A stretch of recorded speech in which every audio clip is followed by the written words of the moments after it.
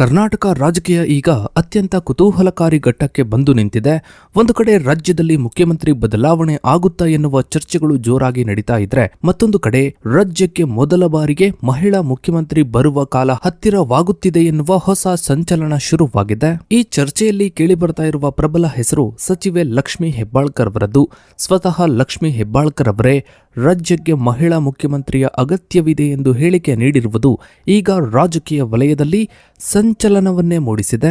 ಲಕ್ಷ್ಮೀ ಹೆಬ್ಬಾಳ್ಕರ್ ಅವರಿಗೆ ಮುಖ್ಯಮಂತ್ರಿಯಾಗುವ ನಿಜವಾದ ಅವಕಾಶ ಇದೆಯಾ? ಇವರಿಗೆ ಕಾಂಗ್ರೆಸ್ ಪಡೆಯಲ್ಲಿ ಯಾರ ಬೆಂಬಲವಿದೆ?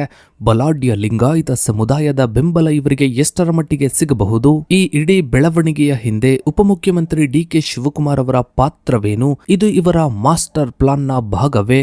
ರಾಜ್ಯ ರಾಜಕೀಯದ ಈ ಮಹತ್ವದ ಬದಲಾವಣೆ ಬಗ್ಗೆ ಒಂದು ವಿಶೇಷ ವರದಿ ಇದೆ, ಬನ್ನಿ ನೋಡ್ತಾ ಹೋಗೋಣ. ಸ್ನೇಹಿತರೆ, ಕರ್ನಾಟಕದ ರಾಜಕೀಯ ಇತಿಹಾಸವು ಜಾತಿ ಸಮೀಕರಣಗಳು, ಪ್ರಾದೇಶಿಕ ನಿಷ್ಠೆಗಳು ಮತ್ತು ಪ್ರಬಲ ನಾಯಕತ್ವದ ಸಂಘರ್ಷಗಳ ಸುತ್ತ ಸದಾ ಸುತ್ತುತ್ತಿರುತ್ತದೆ. 2023ರ ವಿಧಾನಸಭಾ ಚುನಾವಣೆಯಲ್ಲಿ ಕಾಂಗ್ರೆಸ್ ಭರ್ಜರಿ ಬಹುಮತದೊಂದಿಗೆ ಅಧಿಕಾರಕ್ಕೆ ಬಂದ ನಂತರವೂ ಆಡಳಿತ ಪಕ್ಷಗಳೊಂದಿಗೆ ನಾಯಕತ್ವದ ಬದಲಾವಣೆಯ ಚರ್ಚೆಗಳು ನಿರಂತರವಾಗಿ ನಡೆಯುತ್ತಿವೆ. ಮುಖ್ಯಮಂತ್ರಿ ಸಿದ್ದರಾಮಯ್ಯ ಮತ್ತು ಉಪಮುಖ್ಯಮಂತ್ರಿ ಡಿಕೆ ಶಿವಕುಮಾರ್ ನಡುವಿನ ಅಧಿಕಾರ ಹಂಚಿಕೆಯ ಒಪ್ಪಂದದ ಸುತ್ತ ಹಬ್ಬಿರುವ ವದಂತಿಗಳು ಈಗ ಒಂದು ಹೊಸ ಆಯಾಮವನ್ನ ಪಡೆದುಕೊಂಡಿವೆ. ಈ ಅಧಿಕಾರ ಹಸ್ತಾಂತರದ ಚರ್ಚೆಯ ಮಧ್ಯೆ ಕರ್ನಾಟಕಕ್ಕೆ ಮೊದಲ ಬಾರಿಗೆ ಮಹಿಳಾ ಮುಖ್ಯಮಂತ್ರಿ ಬರಬೇಕು ಎಂಬ ಕೂಗು ಬಲವಾಗಿ ಕೇಳಿ ಬರ್ತಾ ಇದೆ. ಈ ಆಕಾಂಕ್ಷೆಯ ಕೇಂದ್ರ ಬಿಂದುವಾಗಿ ಮಹಿಳಾ ಮತ್ತು ಮಕ್ಕಳ ಅಭಿವೃದ್ಧಿ ಸಚಿವರಾದ ಲಕ್ಷ್ಮೀ ಹೆಬ್ಬಾಳ್ಕರ್ ಅವರ ಹೆಸರು ಮುನ್ನೆಲೆಗೆ ಬಂದಿದೆ.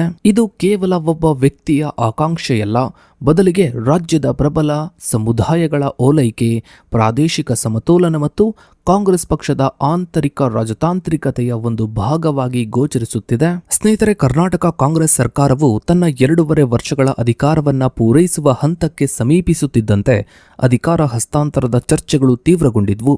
ಸಿದ್ದರಾಮಯ್ಯ ಅವರು ಅಹಿಂದ ವರ್ಗಗಳ ಅಪ್ರತಿಮ ನಾಯಕರಾಗಿ ಹೊರಹೊಮ್ಮಿದ್ರೆ, ಮತ್ತೊಂದು ಕಡೆ ಡಿಕೆ ಶಿವಕುಮಾರ್ ಅವರು ಒಕ್ಕಲಿಗ ಸಮುದಾಯದ ಪ್ರಬಲ ನಾಯಕರಾಗಿ ಮತ್ತು ಪಕ್ಷದ ಸಂಘಟನಾ ಶಕ್ತಿಯಾಗಿ ಗುರುತಿಸಿಕೊಂಡಿದ್ದರು. ಆದರೆ ಇತ್ತೀಚಿನ ದಿನಗಳಲ್ಲಿ ಮೂಢ ನಿವೇಶನ ಹಂಚಿಕೆ ಹಗರಣದ ತನಿಖೆಗಳು ಮುಖ್ಯಮಂತ್ರಿಗಳ ಕುಟುಂಬವನ್ನ ಸುತ್ತುವರೆದಿರುವುದು ನಾಯಕತ್ವದ ಬದಲಾವಣೆಯ ಚರ್ಚೆಗೆ ಮತ್ತಷ್ಟು ಬಲ ನೀಡಿದೆ. ಈ ಸಂದರ್ಭದಲ್ಲಿ ಹೈಕಮಾಂಡ್ ಮೇಲೆ ಒತ್ತಡವನ್ನ ಹೇರಲು ವಿವಿಧ ಬಣಗಳು ಆಕ್ಟಿವ್ ಆಗಿವೆ. ಸಿದ್ದರಾಮಯ್ಯ ಅವರು ಪೂರ್ಣ 5 ವರ್ಷಗಳ ಕಾಲ ಮುಖ್ಯಮಂತ್ರಿಯಾಗಿ ಮುಂದುವರಿಯಲಿದ್ದಾರೆ ಎಂದು ಇವರ ಬೆಂಬಲಿಗರು ಮತ್ತು ಇವರ ಮಗ ಯತೀಂದ್ರ ಸಿದ್ದರಾಮಯ್ಯ ಅವರು ಪದೇ ಪದೇ ಹೇಳ್ತಾ ಇರುವುದು ಡಿಕೆ ಶಿವಕುಮಾರ್ ಅವರ ಬಣವನ್ನ ಕೆರಳಿಸಿದೆ. ಈ ಆಂತರಿಕ ಸಂಘರ್ಷದ ನಡುವೆ ಮಹಿಳಾ ಮುಖ್ಯಮಂತ್ರಿ ಎಂಬ ಕಾರ್ಡನ್ನ ಬಳಸುವ ಮೂಲಕ ನಾಯಕತ್ವದ ರೇಸ್ನಲ್ಲಿ ಹೊಸ ಆಯಾಮವನ್ನ ತರಲಾಗಿದೆ.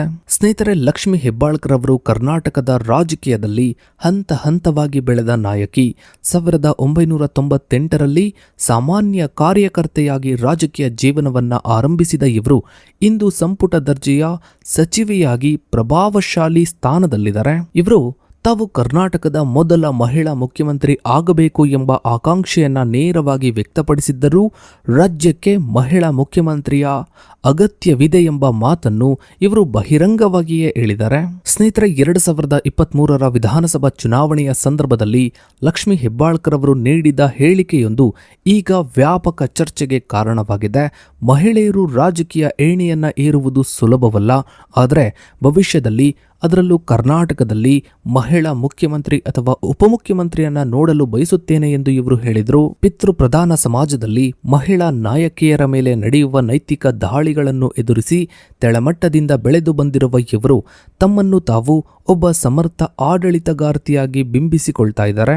ಇವರು ತಕ್ಷಣವೇ ಆ ಸ್ಥಾನ ಬೇಕು ಎಂದು ಬಯಸುವುದಿಲ್ಲ ಎಂದು ಹೇಳಿದ್ದರೂ ಪಕ್ಷವು ಜವಾಬ್ದಾರಿ ನೀಡಿದ್ರೆ ಅದನ್ನು ನಿರ್ವಹಿಸಲು ತಾವು ಸಿದ್ಧ ಎಂಬ ಮುನ್ಸೂಚನೆಯನ್ನ ನೀಡುತ್ತಾ ಬಂದಿದ್ದಾರೆ. ಇನ್ನು ಇತ್ತೀಚಿನ ದಿನಗಳಲ್ಲಿ ಸೋಷಿಯಲ್ ಮೀಡಿಯಾಗಳಲ್ಲಿ ಲಕ್ಷ್ಮೀ ಹೆಬ್ಬಾಳ್ಕರ್ ಅವರನ್ನು ಮುಂದಿನ ಮುಖ್ಯಮಂತ್ರಿ ಎಂದು ಬಿಂಬಿಸುವ ಪೋಸ್ಟರ್ಗಳು ಸಾಕಷ್ಟು ವೈರಲ್ ಆಗ್ತಾ ಇವೆ.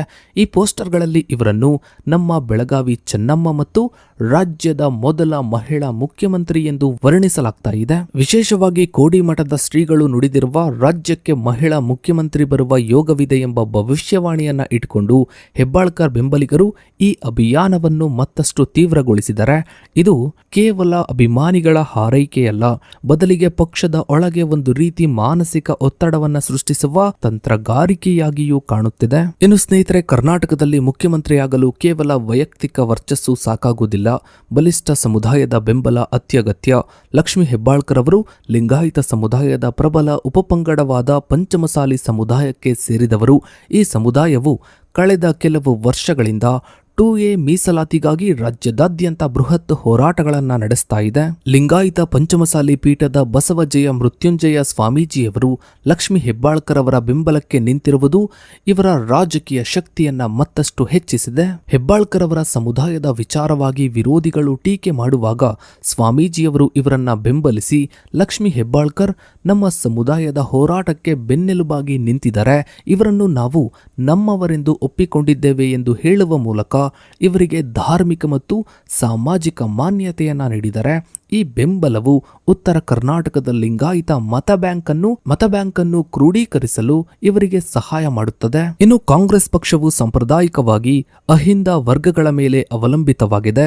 ಆದರೆ ಅಧಿಕಾರ ಉಳಿಸಿಕೊಳ್ಳಲು ಅಥವಾ ವಿಸ್ತರಿಸಲು ಲಿಂಗಾಯತ ಸಮುದಾಯದ ಒಂದು ಭಾಗದ ಬೆಂಬಲವು ಕೂಡ ಅನಿವಾರ್ಯವಾಗಿದೆ. ಲಕ್ಷ್ಮೀ ಹೆಬ್ಬಾಳ್ಕರ್ ಅವರನ್ನು ಮುಖ್ಯಮಂತ್ರಿ ಸ್ಥಾನಕ್ಕೆ ಪರಿಗಣಿಸುವುದರಿಂದ ಬಿಜೆಪಿಯ ಭದ್ರ ಕೋಟೆಯಾಗಿರುವ ಲಿಂಗಾಯತ ಮತ ಬ್ಯಾಂಕ್ ಅನ್ನು ಕಾಂಗ್ರೆಸ್ ತನ್ನತ್ತ ಸೆಳೆಯಬಹುದು ಎಂಬ ಲೆಕ್ಕಾಚಾರವು ಡಿಕೆ ಶಿವಕುಮಾರ್ ಅವರ ಬಣದಲ್ಲಿದೆ. ಇನ್ನು ಸ್ನೇಹಿತರೆ, ಲಕ್ಷ್ಮೀ ಹೆಬ್ಬಾಳ್ಕರ್ ಅವರ ರಾಜಕೀಯ ಬೆಳವಣಿಗೆಯಲ್ಲಿ ಈಗಿನ ಉಪಮುಖ್ಯಮಂತ್ರಿ ಡಿಕೆ ಶಿವಕುಮಾರ್ ಅವರ ಪಾತ್ರ ಅತ್ಯಂತ ನಿರ್ಣಾಯಕವಾಗಿದೆ.